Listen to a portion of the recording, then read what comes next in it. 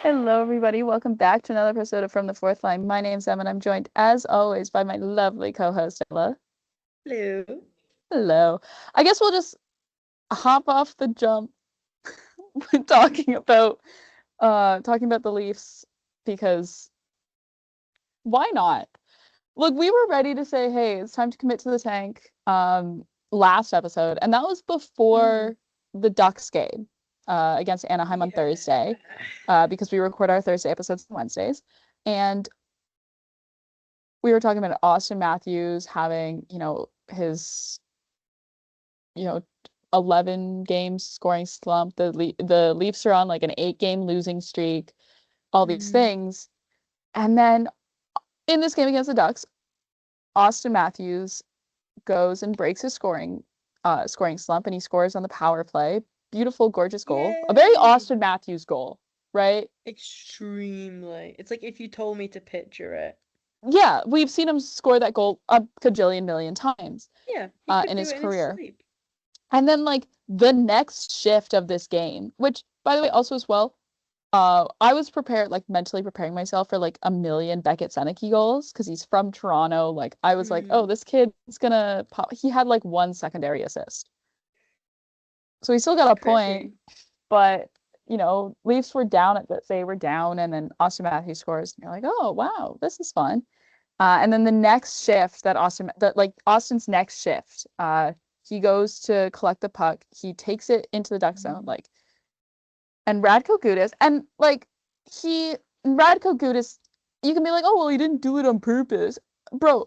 It's not a hip check that he missed. His knee is like making aim essentially. Like you might as well put like a laser, like a sniper's laser Yeah. on Auston Matthews' knee from Radko Gudas with how like purposeful that contact was.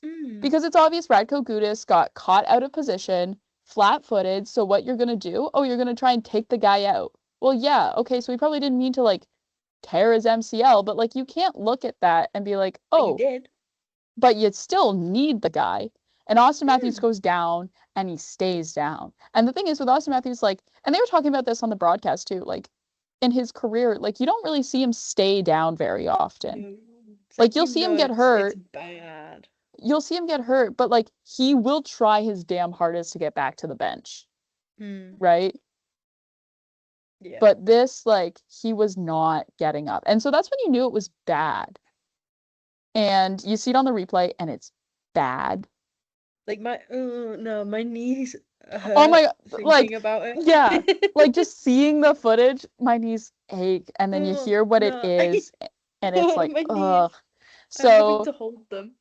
Radko, and we're gonna talk about like the whole aftermath about this, in different parts. So first, we're gonna talk. Auston Matthews is out for the season now because he left the game, would not return. He is out for the season with an MCL grade 3 tear, which is as bad as they can get, according to the Cleveland Clinic. I did some googling. Thanks, Cleveland Clinic. Um, Thanks. yeah, grade 3 MCL tear.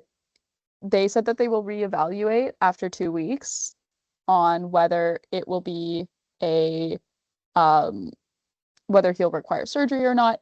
Now the update is, and this is via Elliot Friedman on Saturday Headlines, if Auston Matthews does require surgery, it's not going to impact his start for next season. He will still start next season on time.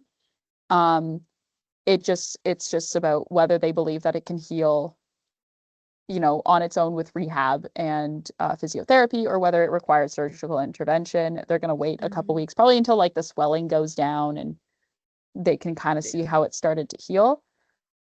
The other then followed is that Radko Gudas then has a hearing for a suspension with the Department of Player Safety, and Radko Gudas was suspended for 5 games because that was it was not, it was a phone hearing, meaning it was not in person, meaning that the maximum that they could give him was 5 games, and that's the maximum they gave him.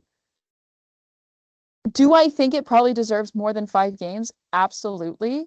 Yeah. I think then a lot of people were like comparing it to like the Morgan Riley cross check on Ridley Gregg and the suspension to David Spezza and like all these other suspensions, like the suspension to Auston Matthews for his cross check to Rasmus Dahlin's head, like all these different things.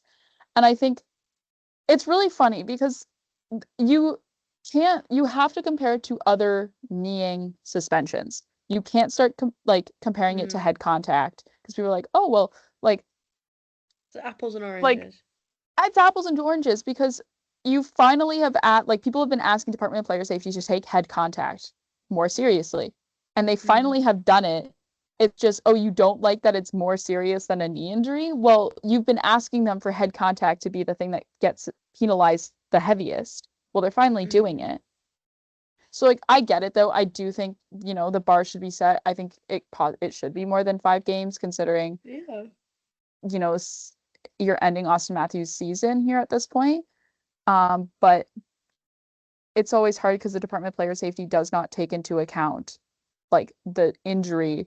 Like they take into account, oh, there was an injury, but they don't take into account the severity of the injury when doing suspensions. They said they also took into account Radko Gudis's history. If you watch the video that Department of Player Safety put out and their little graphic at the end, it had history. But, the only thing is with Department of Player Safety is they only take history in from the last 18 months.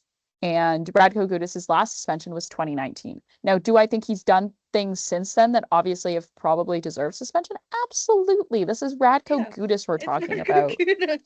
It's Radko Gudis who at the Olympics did the exact, did it strained Sidney Crosby's MCL like a month ago. What does this guy have against MCLs? And captains. Yeah. What does this guy have against captains with MCLs? Which is like every captain. Yeah. Except for maybe Gabe Landeskog. I don't know what his knee looks like anymore, and I don't think any of us want to know what his knee. Bionic.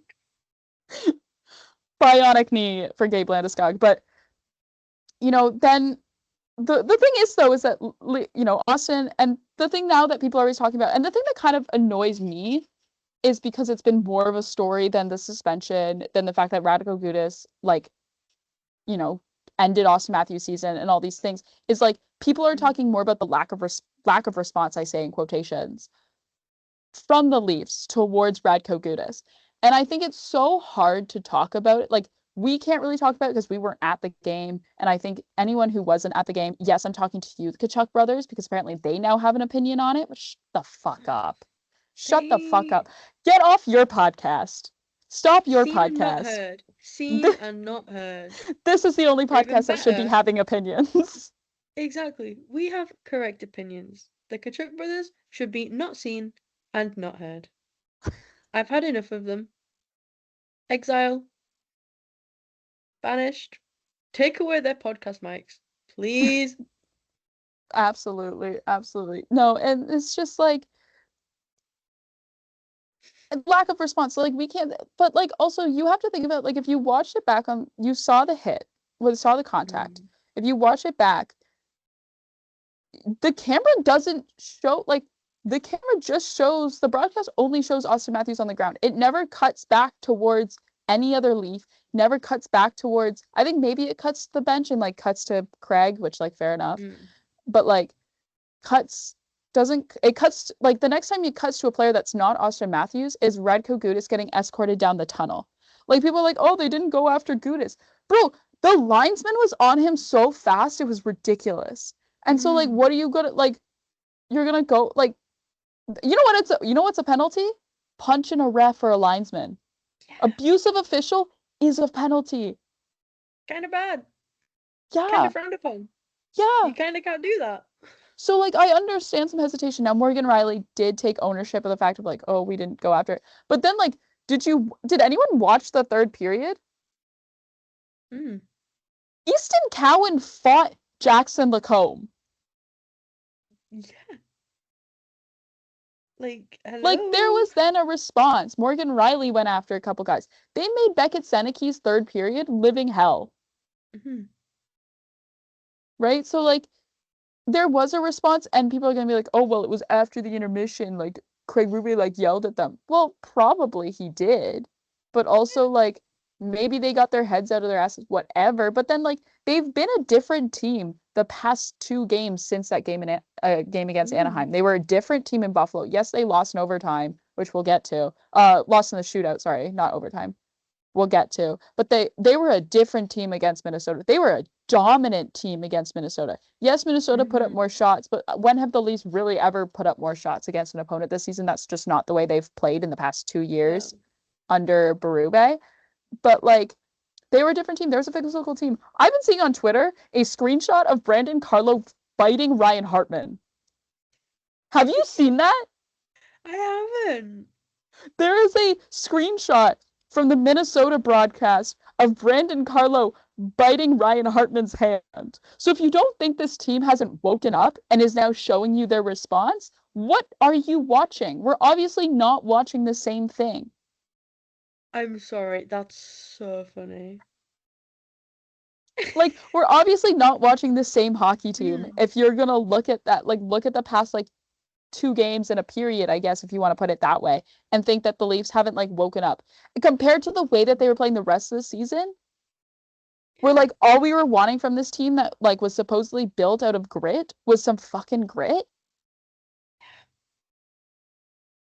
So, like, and I get it. And people are mad at Steve Dangle for saying, oh, pick a duck. I'm like, yeah, the Leafs play the Ducks on March 30th and Anaheim. Yeah, hell yeah, I'm going to say, well, it's going to be a game where, like, you're going to have something to play for because this is the team that hurt your captain. So I'm not, like, people are like, oh, well, he's, like, wishing injury on guys. I'm like, I don't think he's wishing injury. I think he's just, hey, forget the puck. Just fucking hit heavy. Do you not, like, would you not want the same thing? And I get it, like, Ducks fans, there's a contingency of Duck fans who are like over Radko Gudas as their captain. It's like, it doesn't work. This isn't what you wanted, which is fair, and I agree. I think it was the stupidest decision in the world to make Radko Gudas captain. And I don't know who you would name now because you, like, traded away Ryan Strome. I'm, like, trying to think of, like, any guy on the Ducks who's over 25. Granlund? Granlund's on the Ducks, right? He's over 25. But yeah, and I will say, like, Toronto has 5 of their last 6 possible points, without Matthews, which largely has ridden off of some really incredible goaltending from Joseph Woll and Anthony Stolarz, and 3 goals from call-up Bogru, which, like, 3rd in the AHL in scoring. And why are people suddenly surprised that he can score in the NHL? It's like, dude knows how. The only thing that I'm nervous about is that this is going to turn into another Alex Steves, where, like, he gets called up, gets his chance, and then, like, shits the bed. Well, I'm not saying shits the bed, but, like, you're then trading him away to Boston, or, like, letting him walk, I guess, to Boston. But, or, like, you know, or maybe Bogru's the next Bobby McMahon. Who knows? Yeah. Bobby McMahon, who in his first 2 games with the Seattle Kraken, because he finally has gotten all of his immigration stuff sorted out, in his first 2 games with the Seattle Kraken, has put up 5 points. Yeah. I'm mad. I'm mad Well, about it. I will say he scored 2 goals in his first game with the Kraken, meaning that all 3 players that the Toronto Maple Leafs traded away at the deadline had scored in their first games as with their new teams. Yep.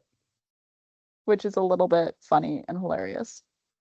But yeah, like, there's still the issues with the Leafs. Like, the problems that the Leafs have still haven't gone away. There's still issues on the defense. Like, but, like, Nylander has been on a hot streak. Matias Maccelli has been on a hot streak. So, like, this has helped the Leafs with their scoring when, like, now you're without Matthews. I will say, like, if you look at a lineup, it's pretty dreadful. It's definitely been better. And I tweeted it out when, like, Auston Matthews, like, his injury first came apparent, and, like, he was going to miss the rest of the season. I was like, Auston Matthews being out means that John Tavares is your top line center in the year of our Lord 2026. Like, love John, brother's not a top line center anymore. Like, there's discussions for the past, like, 3 years about moving him to the 3rd line. Yeah. It's like, John, love you, but this is not real. This cannot be happening. No. And it's like the lineup has, like, the same vibe as, like, when people, like, repost, like, those lineups from, like, 2015. of like the 2015 Leafs, and you're like, we watched that. We sat through that. Well, I say we. I didn't. I You sat did. through I sat You through sat this, through that? and now I'm continuing, and now like here I am in 2026 being like, yeah, no, I would sit through this because like I love watching Joseph Wool in net, Yeah. which in Buffalo I am still so mad that this puck, like this wasn't a goal. Like, curse you, Josh Norris. I Yeah. so wish that this was a goal because like Joseph Wool, primary assist on the OT winner to Easton Cowan. Oh, it would have been wonderful. It would have been brilliant. It would have been Um, so good. it would have been so good. But yeah, I thought it was just also like a great play too by Wool. Like Oh a yeah. guy who we've like commented on his inability to play the puck in the past. About how like it used to stress me out every time he would leave the crease because I was like, You there's like a going Bray. yeah. His inability to play the puck was like giving me stress It was hives. urging you. It was. And it's gotten better this year. And absolutely, maybe that's something he's worked on playing and stuff. But like, that was just a great play by him. And it was great pass, tape to tape, gorgeous. I highly recommend people go and like look at it. It was gorgeous. But yeah, I think the lack of response is being overblown and it's kind of like a Toronto media effect. And people are going to be like, oh, it's not Toronto media. Oh, you can't blame Toronto media. But like, if this had You happened in can. any other market, I don't think we would be taught like I don't think it would be a multiple day conversation where it's No. every panel, it's every radio show, it's every podcast. It's as we like I feel like we're a little bit hyperbolic because we're talking but it's like we're a Leafs podcast and we haven't had an episode since this happened, so it's Yeah. fair game.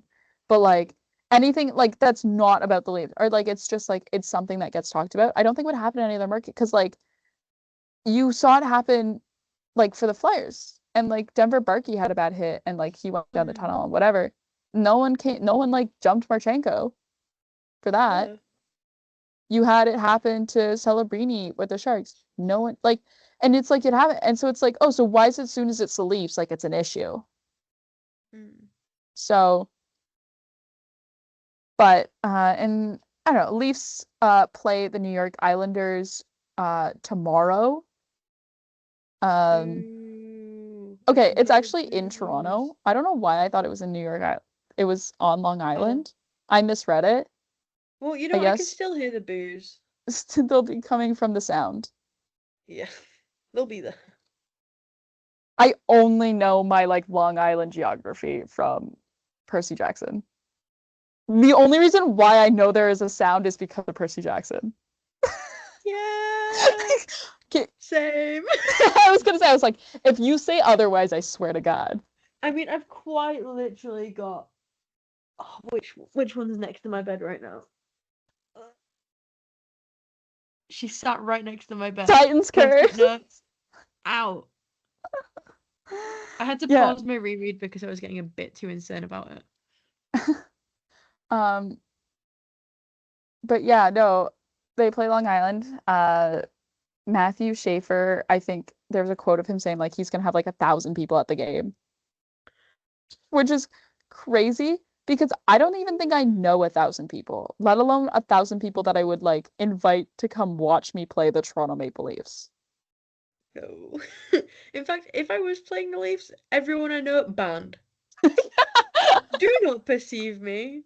I will Don't get go. nervous Yeah. and it will go wrong. Apparently he has a box. I was like, I didn't like I don't know 1,000 people. Do I know 1,000? Like maybe I know of 1,000 people.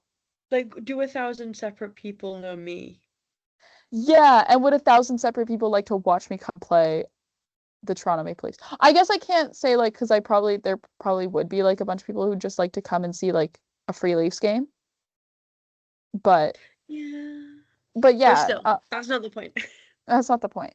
Uh, it will be uh it will be Sorokin in net for Long Island for the Islanders. I don't know who's going to be in net for um I don't know who's going to be in net for the Leafs, if it's going to be Wool or if it's going to be Stolarz.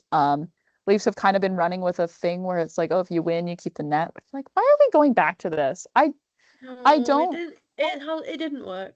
It Don't bring didn't it back. work because you ended up overworking a goalie because then you would run into a back-to-back and And like, what happens when you overwork goalies? I they wonder. get hurt. Hmm. Yeah, so I don't really know what they're gonna do, but yeah, we'll see who's in net. If they're going based off who won the last game, it'll be Stolarz. If they're going based off they're going back to alternating, it'll be Woll. We'll see. I don't know. It'll like I'm not expecting the Leafs to do well. It's like at the point where I'm looking at the lineup and the way that it is, and if they win, it's a pleasant surprise. Now, the thing is like the Leafs, like I think they have to go like 4-10 to finish the season for them to like move into the top the like to move into like the bottom five of the league. Mm. So like I don't think we're getting that draft pick. I don't think we're getting a first round this year, and I think Boston's gonna end up picking like 13th or something, and they're gonna get. I should know this off the top of my head, and this is like a Cody question of like who would go, like if I go NHL draft rankings. This is such a. Here we go.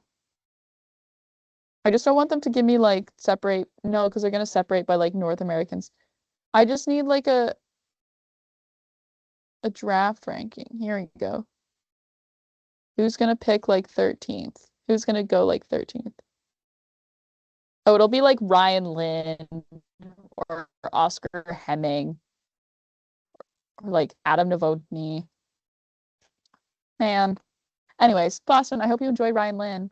Actually, Ryan Lynn's really fun to watch. Mm. Oh. But like I was so like as soon as like Matthews was like left the game and it was announced that like yeah, like MCL out for the season. I was like, okay, let's get excited about Keaton Verhoff. I'm excited about Keaton Verhoff. Keaton Verhoff, you're gonna look great in Leafs blue. Um, I think.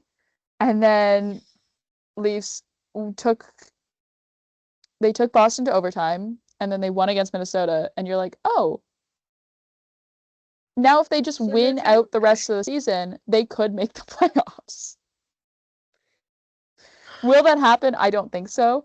But like the Western Conference is just so much worse than the Eastern Conference that like Mm. there's so many teams in the West that are in the bottom like 10 compared to the East that the Leafs like have to be actively bad. Like Yeah. have to go 4-10, right? Like which is possible. They can do. I think they've probably Mm. done that rate this season, but you know, will they? I don't know. In other Leafs news, I should say, Artur Akanyamov signs a 3-year contract extension with the Leafs, 2-year, two-way deal, and then it becomes like a one-way contract and hit the third year with a AAV of $900,000. This is great. I love this. Lock down your goaltenders. Now, I will Huge. say it's getting pretty tight in that crease. There's definitely, a lot of conversations about there's definitely a lot of conversations about, hey, so what are you going to do next season? Like Dennis Hildeby is ready for the NHL. He's shown that Yeah. this year. Like not Mm. giving him that promotion would be a disservice to him. And but you don't want to trade a young goaltender. I think trading a young goaltender is No. like stupid. So then you have to look at like what are your Especially with other the state of options? it all right now. And it's coming to a thing of like you trade the oldest guy, which is Anthony Stolarz. Yeah. Hold on to Joseph Woll. And I think some of that too is like you think about all the time and money and work that the Leafs have put into developing Joseph Wool that like Mm. It would trading be him is stupid. it would be stupid just because it's like you think about the expense of Like you're it. essentially you're paying to give away a goalie Yeah. who's Whereas really like good. with like Anthony Stolarz, it's a little bit different because you didn't do any of that development, right? So Mm. like he gave you his services now you're but like when you develop a goalie, it's it's why you don't see that goal like too many of those goalies who are starters like move around, right? It's like why like Yeah. Swayman's still in the place that he is, Mm. drafted by the Bruins. Jake Ottinger, Connor Hellebuck, Carey Price stayed with the Habs the entire way. Sorokin, Shesterkin, why like the impact of Marc-Andre Fleury leaving the Pittsburgh Penguins in the Yeah. expansion was as big as it was, right? It's like once you kind of have settled that niche, Vasilevsky too as well, like to just, and I think also as well you rely on the youth. You get more years out of Wool and just in terms of like age, compared to Stolarz, and then you have younger with Hildeby, which is great. Akinyamov is doing incredible. Like his Marley stats are Really? fantastic. I don't think he's lost a regulation game at home for the Marlies this season, Which is wild. which is wild. But like I've watched him play a couple times. He's incredible. He looks great. And he's young too. He's like 02, so he's like 23, 24. Which is fantastic. Of having that youth for sure and like gives you a little bit more of a runway. For sure. And I love it. Also love it. Like you can't go wrong with signing like a minor league goalie for under $1 million. Like you can't go wrong with this contract. You actually like you literally cannot go wrong with a contract There like is this. nowhere that it could pan out to not be worth it in some way. Yeah, because it's like basically league min. Like you're signing a goaltender who's been playing really well for you in the minors to basically a league min contract. You can't go wrong with this.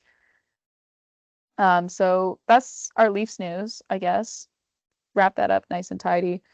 Some other news around the league. It was announced today, actually, for the World Cup of Hockey in 2028, that they will play their games in Calgary, Edmonton, and Prague, which is fun.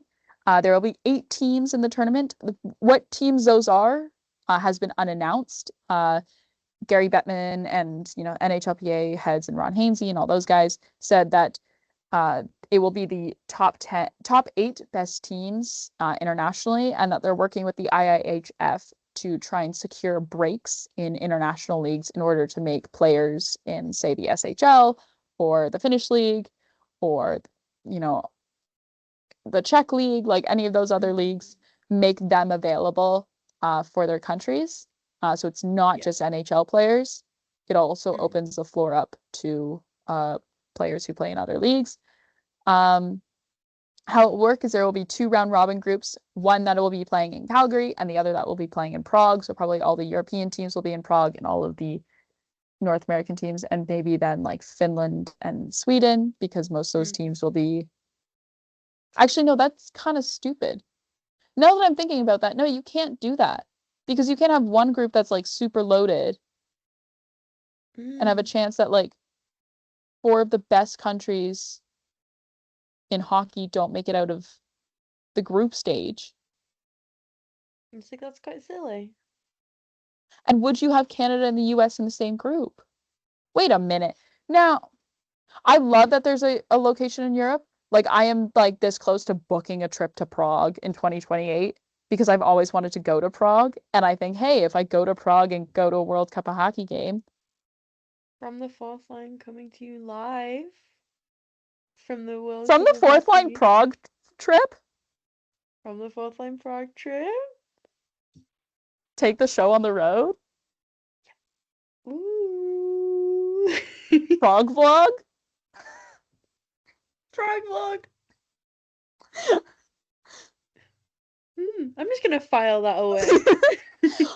Future planning. But yeah, so it will be 2 round robin groups, one playing in Calgary, one playing in Prague. And then the top teams from each of those groups will get a bye to the semis. And then the fourth ranked team after like the round robin play will get eliminated from the playoffs. And then teams 2 and 3 will play each other to play in, I guess, for the semis and like a mini quarterfinals. And then those semi-final games, and then the, I guess, like bronze medal and then the gold medal game will be played in Edmonton. Also as well, sigh of relief, it'll be 5-on-5 OT. As it should be. As it should be. I'm sorry. I don't get it why I know 2010 OT was 4-on-4, but like in a championship game, why are we playing 3-on-3 overtime? U Sports doesn't even do that. Mm. In U Cup, every game is 5-on-5 OT until someone scores. Like it doesn't even go to a shootout. It is 5-on-5 OT. Someone has to score. That's how I was at a 5 Mm. overtime, like a game that went into Yeah. fifth overtime Mm. last year. And Which that's the way it seems should be. crazy. That's the way it should be. Yeah. It So, makes it so much more fun. absolutely. Yeah. So, but I am excited. I think those locations are great because Mm. Calgary and Edmonton, like Alberta will get up for hockey. They will show up for hockey. The crowds will be electric. And then Euro hockey, you can't go wrong. I think anywhere, like if you were in Prague, I saw talks about it possibly being in Stockholm. I think that would have been fun as well. I love Stockholm. Mm. You know, I think Swedish Yeah. hockey crowds are electric. I think Czech hockey crowds are like anywhere in Europe, the hockey crowds will be electric and the atmosphere will be awesome. And I think that's Mm. great. And I'm so excited for it to happen. I can't wait. 2028 is going to be awesome. I also love the World Cup of Hockey. I remember when 2016 when it was here in Toronto and it was so much fun. Like I loved watching Team North America. I think that was so fun. Like you had probably for the Mm. only times in their careers, unless Connor McDavid joins the Toronto Maple Leafs in 2028, Auston Matthews and Connor McDavid on the same team. Like probably maybe for the first time and only like maybe for the only time in their careers, Yeah. Which crazy. which is crazy. But yeah, I just thought it was so fun, and I think that's such a fun concept. I know at Four Nations last year the NHL and the NHLPA talked about how they weren't going to do a Team North America and a Team Europe, but I think like you sort of have to. Mm. And now there's always a discussion about, well, what about Russia? And then that, you start to question about whether Russia will be in there.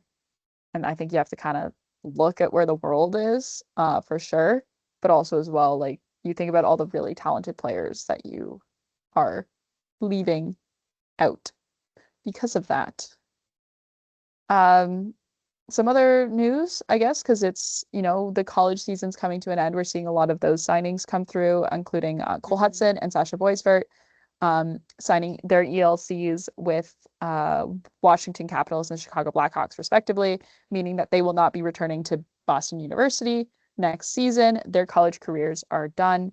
Cole Hudson scares me because he's gets like Cale Makar, like Quinn Hughes comparables, and Yeah. also his brother, Blaine, Yeah. in Montreal terrifies me as a Leafs fan. Yup. So yeah, I just Eh. excited, but also the Leafs play Washington like twice or at Mm. least once. I don't think it's twice. I think it's just once. But Leafs still have to play Washington this season. So I yeah, Ah. just once. Um so we will see kind of how that pans out. In other news, the Paralympics have come to an end, meaning also as well, Paralympic hockey has come to an end with the Canadian men losing in the gold medal game to Team USA, meaning that Team USA, for I think the first time ever, has completed a sweep across all Olympic hockey events, meaning the men, the Mm. women, and sledge hockey. Um, so, just gonna accept that, Yeah. take that, and just move on with, but you know, all the congrats to the Canadian Paralympic hockey team Mm. because I think it was so much fun Oh yeah. um to watch, and I think they're so much fun to watch and also so impressive Mm. because it looks so difficult Yeah. to do. Like the balance that and the core strength that you have to have to Insane. stay balanced like that is crazy. Um, Also, I'm really jealous. My friend was at the gold medal game. for the Paralympics, Yeah. so jealous. And I was like, dude, stop flexing. Yeah. Keep flexing, but stop flexing. Stop flexing on me, but keep flexing to Yeah, everyone else. yeah. Um, but yeah, in other news as well, the Ottawa Senators have received their first round pick that they lost for training Evgeny Didanov and their involvement in that, and then his subsequent trade that was blocked due to his undisclosed trade list. So they lost. They had to forfeit a pick. They then were trying to get it back. That's why they pushed back forfeiting a pick until this year because they were trying and trying and trying to get it back. They ended up getting it back. So there are some conditions on it. They cannot trade the pick. They Mm. also cannot win the draft lottery with the pick. So, and then also as well, the team had been fined $1 million. So, um, the Ottawa Senators, no matter where they finish in the playoffs or if they don't make the playoffs in the draft lottery, will pick 32nd overall. Mm. So they still get a first round pick. It's just they're picking last in the first round. So that is some news. Ottawa fans were very excited about that because they did not like losing that pick. So yeah. Um, I think that's all I have, unless you wanted to add something. Um, I don't think so. Oh, Manchester Storm women's won like 13-0. They have a women's team. Sorry, that's so I don't know why I was like, oh, I didn't know they had a women's team. Yeah, my friend was supposed to go and then couldn't make it in the end. And then they'd messaged me and gone, I really wish I'd just said fuck it and gone anyway, because yeah, they won 13-0. That's crazy. Which is crazy work from them. Euro hockey, baby. Women's hockey. Women's hockey. Women's European hockey. Yay. But yes, I just thought everyone should know That is really fun. And also, I guess I will say, like, because it was just announced in the past hour, some little CHL news here. The Victoria Royals and the London Knights are going to have announced the Clash of the Kingdoms. See what they did there?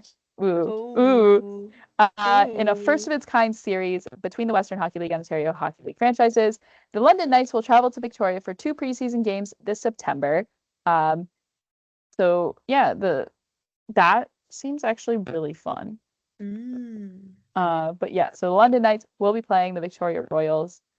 Probably the first time that an Ontario, like outside of the Memorial Cup, an Ontario Hockey League team has played a WHL team. But I think it's fun. I think that's going to be so fun to watch.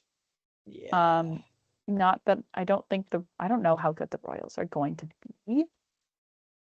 But I do think that's fun and Victoria's lovely. So I'm sure Dale Hunter and the London Knights will enjoy it. Hmm.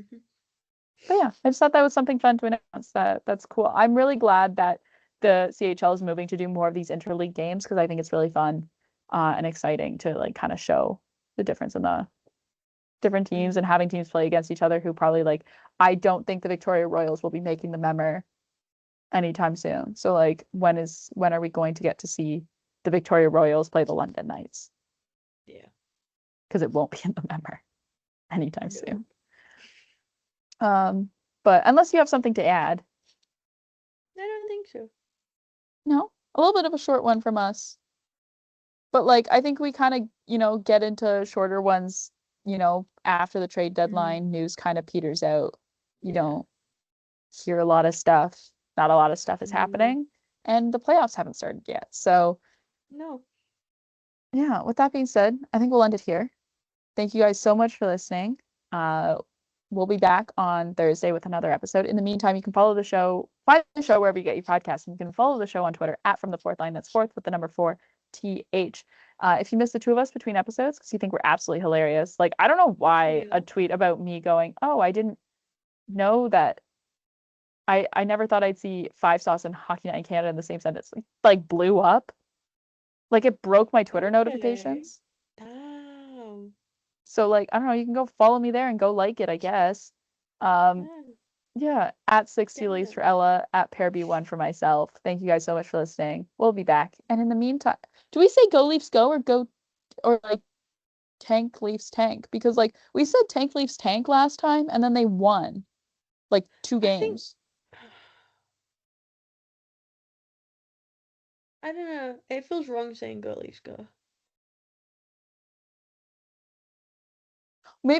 Maybe they'll win 14 in a row and make the playoffs. Mm, And then we all look like yeah. fools. But really, it was our doing. Yeah. Go Leafs Tank go. Leafs tank. Oh, go Leafs Oh, go. we couldn't even decide. Well, you know what? Either way, we said both. Leafs, Leafs, Leafs. Leafs, Leafs, Leafs.